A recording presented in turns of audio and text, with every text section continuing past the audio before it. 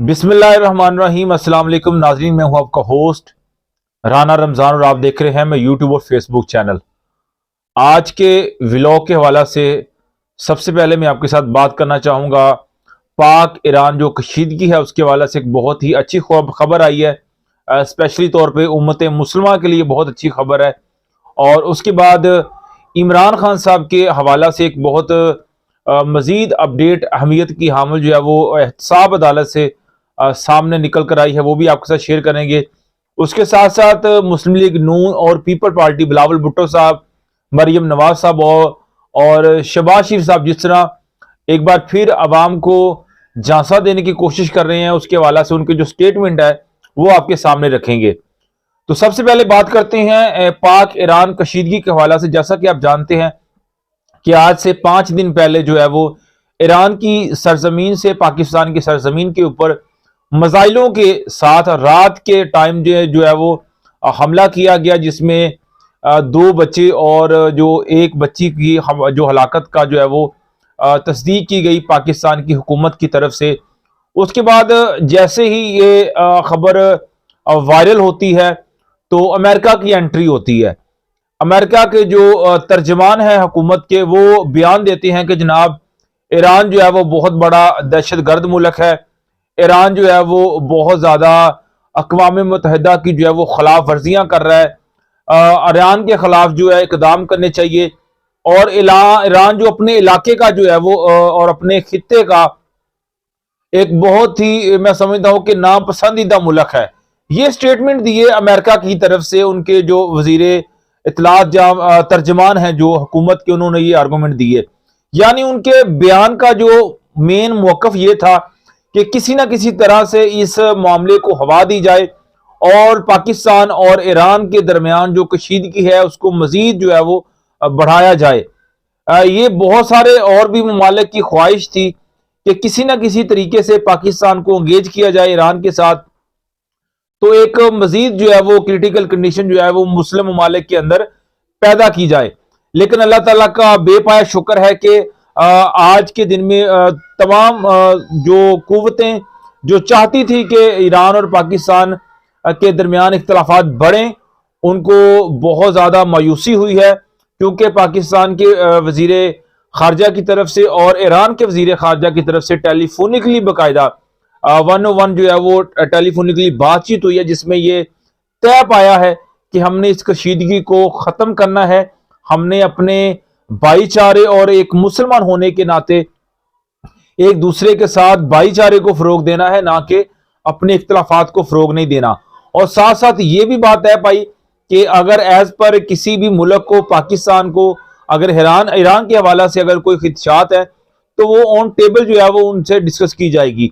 या अगर ईरान को किसी भी लिहाज से कोई उनके पास शवाहद ऐसे हैं कि उनके मुल्क में अगर कोई कार्रवाई हो रही है, यहाँ की किसी भी लिहाज से कोई दहशत गर्दी अगर हो रही है, तो उसमें अगर पाकिस्तान की सरजमीन अगर मुलव्वस है या इस्तेमाल की जा रही है, तो उसके लिहाज से भी जो है वो ईरान आगाह करेगा बाकायदा पाकिस्तान को, ना कि इस तरह की हमाकत आइंदा नहीं करेगा। ये एक खुशाइन बात है, मैं समझता हूँ पूरी उम्मत मुस्लिमा के लिए बहुत ही खुशाइन बात है कि एक बहुत बड़ी परेशानी की सूरत हाल जो पैदा हो चुकी थी, जैसा ही ये खबर जो है वायरल हुई, पता चला कि ईरान की सरजमीन से पाकिस्तान के ऊपर अटैक किया गया मिसाइलों के साथ।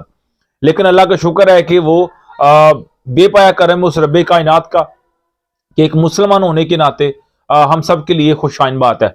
उसके बाद बात करते हैं आज के दिन के हवाला से। एहतसाब अदालत के जो जज हैं इस्लामाबाद के, जनाब मोहम्मद बशीर साहब, जस्टिस मोहम्मद बशीर साहब, उन्होंने अपनी तबीयत नासाज होने की वजह से लॉन्ग टाइम के लिए छुट्टियों की दरख्वास्त जो है वो दे दी है।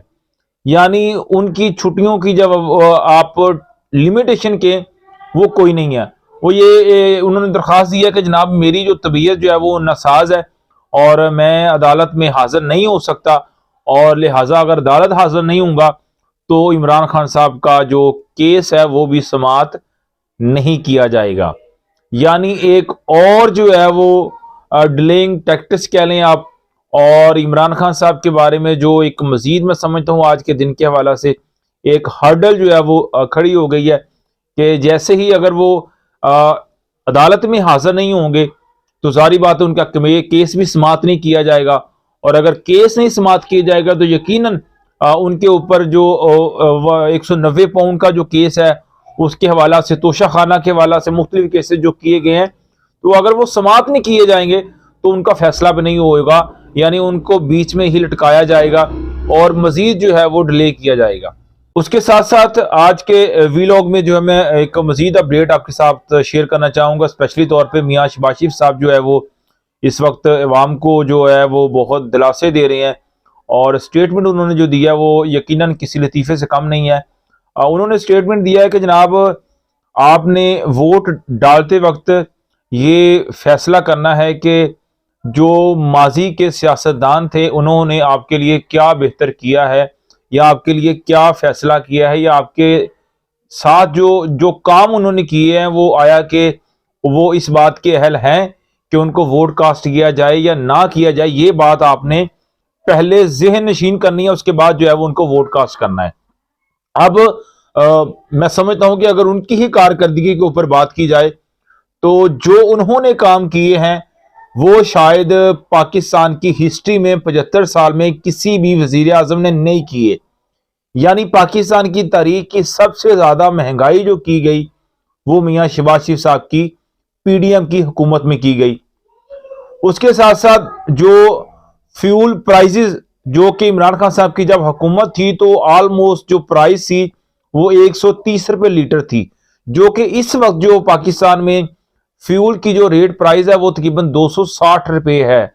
यानी एक साल के टर्न्योर के अंदर आप अंदाजा लगा लें कि कितनी ज्यादा प्राइस जो है वो बढ़ाई गई। उसके साथ साथ अगर हम बात करते हैं बिजली के रेट्स की, यानी बिजली के बिलों की सूरत में पाकिस्तान की अवाम के ऊपर जो तूफान आया वो पाकिस्तान की तारीख में किसी भी वजीर आजम या किसी भी हुकूमत के दौरे हुकूमत में नहीं आया, जो कि शहबाज शरीफ साहब की दौरे हुकूमत में है जस्ट एक साल के टन्योर के अंदर।